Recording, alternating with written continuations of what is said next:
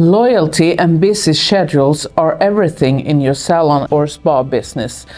And the easiest way to do that, I think, is to make the clients rebook on the spot. And today we're going to talk about how you can achieve that.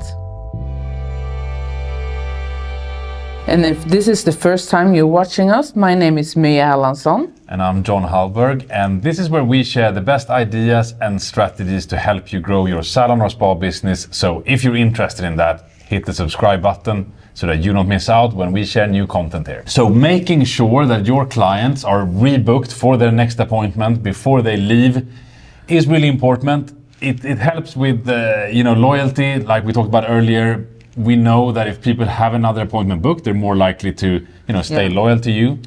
But it also increases the frequency of their visit. So most likely, if you agree with them before they leave when they should come back, they will come with a higher frequency than if you just leave it to them and they will book back whenever they have a chance.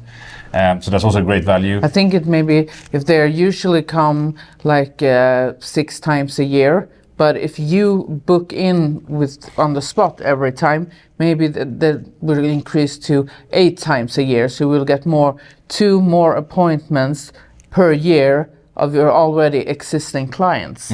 Instead of, it's much more costful to get new clients. Here you can really profit from the clients that you have. Yeah, and naturally having a bigger share of your appointments being pre-booked allows for better forecasting, which means that when you're planning the team schedule, cash and financial forecasts and whatever, right? You have a much better visibility on that when you have a higher share of pre-booked appointments. Yeah, and your work-life balance, when you can get a vacation, when it's good for you to, here it's good for me to have be with my family and so on. So, I mean, there's nothing, but it's just, you only get good things. Yes, and also obviously having a fully booked, it looks better for customers when they're gonna book for you. New customers, when definitely. Your time is more limited and so on. So, there's a ton of value in doing this. So what we want to do now is just walk you through some tips for how you can, make sure that your clients do pre-book you before they leave. Yeah, I think one of the first things you should do is to start already when you have the customer in the share, to prepare the customer for making a new booking on the spot, to start making a plan for the hair, for next time maybe we should do change this, or now we're beginning the plan with your hair, if they're growing out or if they're changing the colors, so the customer feels she really thinks about me and my hair and what we're going to do ahead, not just what we're doing today. And another more maybe tactical tip is also make sure when clients is about to leave that you're getting them rebooked before they pay, because there's something psychological I think happening with clients after a client pays is their mind is now I'm done and I'm getting the kids from school. Yeah, exactly. Their mind is going somewhere else. So have this conversation before they pay. And also when you have the conversation, don't open up for too big of a discussion. You're the professional here. Try to steer it so it's we as we talked about earlier, it would be good for you to come back 6 weeks from now, looking at the schedule on Thursday that week. I have an opening at this time. You're in charge. Maybe leading them more to yes and no options, rather than just to opening it up. Yeah. First, because I think when you do, you show that you're in charge of when is the right time for them to come back, but they also show that your schedule is limited and they probably should book now, right? Because you're only talking about specific time slots that you have. Yeah. And also it's actually an old school sales tactic is to not leave options to the other person, but to steer them and more yes and no. And also I think and I think also to seem more professional and knowing what you're doing, taking charge. I think customers feel more more trustworthy of you when they're the professional thinks that to look this good or to continue our plan, I need to come then. So it's not up to them to decide about what's best for their hair.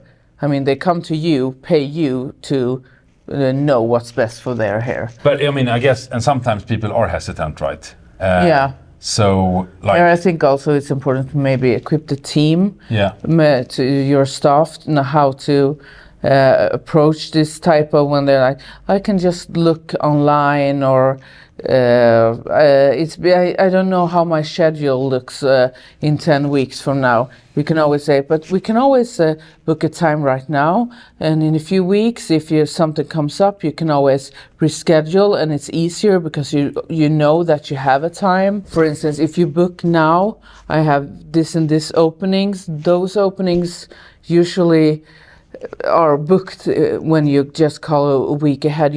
I won't have this openings for you. So I think it's better to get the team on board with this, so that they feel also confident and equipped with the notion that they need to know to tackle this when the customer is hesitant to book. Because I think this is also a type of customer. I mean, we all know you have the type of customers that always books when they're, and then you have the types that hesitate. Those are the types that you really want to like overcome, and don't give them too much room to not book. Yeah. And talking about team as well, you should really track this. So I think a great way, a great measure here is to just look at, if you can pull a report that shows you like out of all the visits, like how big percentage of the clients have a new appointment booked within 24 hours. Right. So you can track that. So you can see it on a total business level, like, okay, how many is it? Are we at 50%, 70%, or are we lower? How many have a new appointment booked within 24 hours after they leave? If you can track that, and you can also show that on the team level, right? So you can see per individual, you will find some interesting insights. I've learned. So like, there could have team members that are really high on like the 70% of their clients will leave with an appointment book, and you'll see others who are like at 20%, or and there could be good reasons for that. There could be, the type of clientele, the type of service, or like whatever, right? Or they just need a good coaching. You can easily pull out the ones that really needs good coaching with this, and maybe think, I hesitate to be more consistent or be more firm with, okay, let's book a new time. I think here is good for you. Some team members find this difficult. And there will be arguments for why, but at least because when you have that data, data doesn't lie. It's just like, we can talk about it, but this is where you're at, and this is where your colleague is at, and what can we do? Because it is such an important thing, right? To important. Drive up. And I use also, like within the MangoMint platform, I use the appointments report for that. So if you're using MangoMint, within that report, you have exactly that number on like per staff member, how many have a rebooking within 24 hours. Like if you're using another platform, I'm sure they will have something similar. So just look at that and have that number, measure your staff members on it, and communicate. Because there's so much that weighs in booking a new appointment on the spot. So much. It's more important than you think. Cool. So that's it for today. A few tips on how to get clients to rebook on the spot. I hope you'll find something in there that you can take back and start improving on this, because it can make a big difference from a fairly small effort. So that's what we had to share with you today. If you liked this one today, give it a thumbs up. If not, give it a thumbs down, so that we know what kind of content we should create.